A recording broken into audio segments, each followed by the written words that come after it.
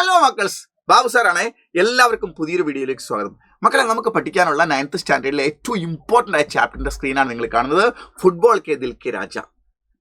സോപാൻ ജോഷി എഴുതിയിരിക്കുന്ന ഒരു ലേഖനമാണിത്. ഇതിൽ നമുക്ക് ഫുട്ബോളിലെ മാന്ത്രികനായ, ഫുട്ബോൾ ലോകത്തിന്റെ രാജാവായ പെലെയുടെ അത്ഭുതകരമായ അദ്ദേഹത്തിന്റെ ജീവിത സാഹചര്യങ്ങളാണ്, അദ്ദേഹത്തിന്റെ അവാർഡുകളും അദ്ദേഹത്തിന്റെ ഗോളുകൾ എങ്ങനെയൊക്കെ നേടിയെന്നുള്ളതും അദ്ദേഹം ഇങ്ങനെയായി തീർന്നു എന്നുള്ള ഒരുപാട് കാര്യങ്ങളാണ് നമുക്ക് ഈ പാഠത്തിൽ പഠിക്കാനുള്ളത്. ഈ പാഠവുമായി ബന്ധപ്പെട്ട് നമുക്ക് പരീക്ഷയ്ക്ക് 4 മാർക്കിന് ചോദിക്കുന്ന ഒരു ചോദ്യമാണ് പെലെക്ക് ജീവനി.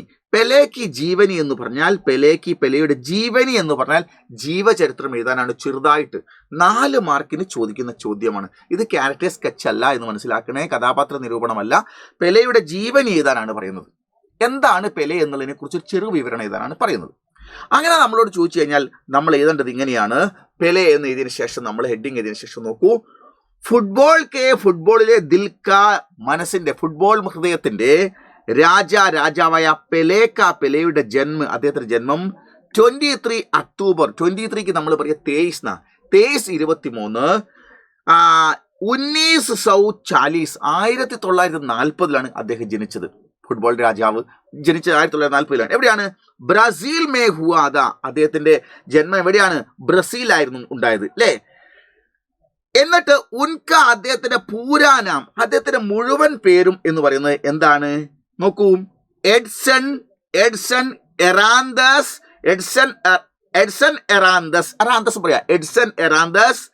ദോ നൈസിമെന്റോ.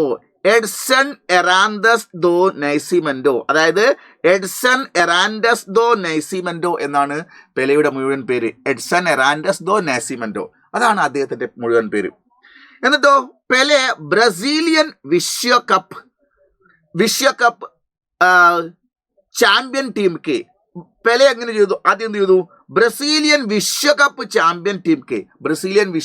ചാമ്പ്യൻ ടീമിന്റെ സദസ്യതയെ മെമ്പറായിരുന്നു. ബ്രസീലിയനിലെ വിശ്വകപ്പ് ചാമ്പ്യൻ ടീമിലെ സദസ്യത മെമ്പറായിരുന്നു ആദ്യം. ലോക ജനങ്ങൾ അദ്ദേഹത്തെ ഇന്ന് വരെയുള്ള സബ്സെ മഹാൻ ഖിലാഡി, ലോകം കണ്ടതിൽ വെച്ച് ഏറ്റവും വലിയ കളിക്കാരനായിട്ട് മനസ്സിലാക്കുന്നു. സന്തോഷ് ക്ലബിൽ നിന്നാണ് ഉനോനെ അപ്പനി ഫുട്ബോൾ കി, അദ്ദേഹം തന്റെ ഫുട്ബോൾ രംഗത്തുള്ള കരിയർ രംഗത്തിന്റെ ആരംഭിച്ചത്, തന്റെ കരിയർ ആരംഭിച്ചത് സന്തോഷ് ക്ലബിൽ നിന്നാണ്. പിന്നീട് അദ്ദേഹം 1958 അപ്പനി 17 സാൽ കി ഉമ്ർ മേ, തന്റെ 17ാമത്തെ വയസ്സിൽ പഹല വിശ്വകപ്പ് ജിത്ത, ആദ്യത്തെ വേൾഡ് കപ്പ് 17ാമത്തെ വയസ്സിലാണ് അദ്ദേഹം നേടിക്കൊടുത്തത് രാജ്യത്തിന്. ഓക്കെ, പിന്നീട് എന്തൊക്കെ സംഭവിച്ചു? പിന്നീട് 1962 1962 1970 1970 और 2 പിന്നീട് 2 വിശ്വകപ്പ് B ജീത്കർ, world cup ജയിച്ചിട്ട് Itihas രചി, 3 world cup ആയാലും അങ്ങനെ അദ്ദേഹം ചരിത്രം സൃഷ്ടിച്ചു. ഇതിഹാസ് രചി ദിയ എന്ന് പറഞ്ഞാൽ ചരിത്രം രചിച്ചു. അപ്പനെ കരിയർമേ, തന്റെ കരിയറിൽ അദ്ദേഹം എന്ത് ചെയ്തു? തന്റെ കരിയറിൽ 1281 ഗോൾ കർണേക്കെ കാരൻ, ഗോൾ അടിച്ചു. തന്റെ കരിയർ രംഗത്ത് 1281 ഗോളുകൾ അദ്ദേഹം അടിച്ചു എന്നുള്ള കാരണത്താൽ ഉൻകാ നാം, അദ്ദേഹത്തിന്റെ പേര് ഗിന്നസ് വേൾഡ് റെക്കോർഡിൽ വന്നു. പെലെ സിർഫ് കേവലം ഏക്ക് ഖിലാഡി ഹി നഹീദെ, കേവലം ഒരു കളിക്കാരനുമായി മാത്രം അദ്ദേഹത്തെ ചുരുക്കി കണ്ടാൽ പോരാ. വിശ്വക്കെ, ലോകത്തിലെ ശാന്തി കാ പ്രതീക് ബീരെ, അപ്പോഴേക്കും അദ്ദേഹം ലോകത്തിന്റെ സമാധാനത്തിന്റെ ഒരു പ്രതീകമായി വരെ മാറുകയുണ്ടായി. സാമൂഹിക വിഷയങ്ങളിൽ ഉൻകാ സക്രിയത, അദ്ദേഹത്തിന്റെ സക്രിയത എന്ന് പറഞ്ഞാൽ ഇടപെടലുകൾ പ്രശംസനീയഹേ, വളരെ പ്രശംസനീയമായിരുന്നു. ഓക്കെ, കേവലം ഫുട്ബോൾ കളിച്ച് കിടക്കുന്നതല്ല, അദ്ദേഹം ലോകത്തിന്റെ ഒരു ശാന്തിയുടെ പ്രതീകമായി മാറി. അദ്ദേഹം ഒരുപാട് സാമൂഹിക പ്രശ്നങ്ങളിൽ സജീവമായി ഇടപെട്ടു. ബിനാ ശിക്ഷ, അദ്ദേഹത്തിന് അടിസ്ഥാനപരമായ വലിയ വിദ്യാഭ്യാസമൊന്നും കിട്ടാതെ, ബിനാ ശിക്ഷ വിദ്യാഭ്യാസമൊന്നുമില്ലാതെ, ഗരീബി ദാരിദ്ര്യത്തിലൂടെ, വിദ്യാഭ്യാസമില്ലായ്മയിലും ഗരീബി ദാരിദ്ര്യത്തിലും, ഭൂക്കുമരീസെ പട്ടിണിയിൽ നിന്നും, ആകെ നിക്കൽക്കർ പുറത്തു കടന്നിട്ട്, എന്നാൽ അതിലൂടെ പുള്ളി മുന്നോട്ടേക്ക് പോയിട്ട് വിദ്യാഭ്യാസമില്ലാതിരുന്നിട്ടും ദാരിദ്ര്യമായിരുന്നിട്ട് പോലും പട്ടിണിയായിട്ട് പോലും അതെല്ലാം ചേർത്ത് പിടിച്ചുകൊണ്ട് അതിലൂടെ എല്ലാം അനുഭവിച്ചുകൊണ്ട് നിക്കൽക്കർ വിശ്വബർ, ലോകം മുഴുവനും, ജാനേവാല, ജാനിന എന്ന് പറഞ്ഞാൽ മനസ്സിലാക്കുക, ലോകം മുഴുവൻ അറിഞ്ഞിട്ടുള്ള ഇസ് മഹാൻ ഖില്ലാഡിക്ക, ഈ മഹാനായി ഈ പട്ടിണിയിലും ദാരിദ്ര്യത്തിലും വിശപ്പിലും എല്ലാം സഹിച്ചുകൊണ്ട് അദ്ദേഹം ജീവിതത്തിൽ ഒരുപാട് മുന്നോട്ട് പോയി. അങ്ങനെ അത് ലോകം അറിയപ്പെടുന്ന മഹാനായി മാറി.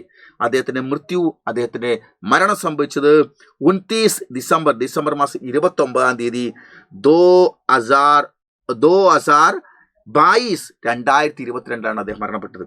ഫുട്ബോൾ ഇതിഹാസ്മേ, അതുകൊണ്ട് തന്നെ ഫുട്ബോൾ ചരിത്രത്തിൽ പെലെ ഏക്ക് മോത്തി ഹി ഹെ, പെലെ ഒരു മോത്തി ഹി ഹെ, ഒരു മുത്ത് തന്നെയാണ്. ഇതാണ് ഏറ്റവും ചുരുക്കമായിട്ട് അദ്ദേഹത്തിന്റെ ജീവിതത്തെ ഒന്ന് പരിചയപ്പെടുത്തിയത്, ജീവനി. ഓക്കെ, ഇത്രയും നമുക്ക് മറന്നു പോകാൻ പാടില്ല. വളരെ പ്രധാനപ്പെട്ട ചോദ്യമാണ്. പിന്നെ നിങ്ങളോട് ചോദിക്കുന്ന 4 മാർക്കിന്റെ മറ്റൊരു ചോദ്യമാണ് പോസ്റ്റർ തയ്യാർ കരേ എന്നൊരു ചോദ്യം വരും.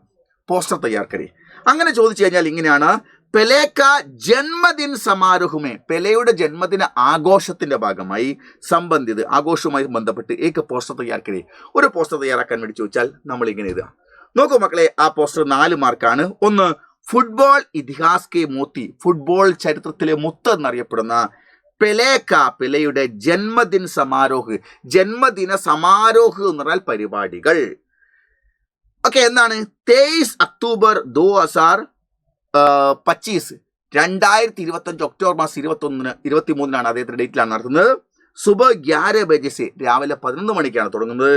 GVHSS government vocational higher secondary school dash, അവിടെ നമുക്ക് സ്കൂളിന്റെ ഒരു പേര് വേണമെങ്കിൽ എഴുതാം.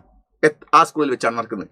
എന്നിട്ട് സബ്കാ സ്വാഗതം, എല്ലാവർക്കും സ്വാഗതം, ഇങ്ങനെ എഴുതി വെച്ചാൽ നമുക്ക് പെലെയെക്കുറിച്ചുള്ള 4 മാർക്കിന്റെ പോസ്റ്റ് മക്കളെ.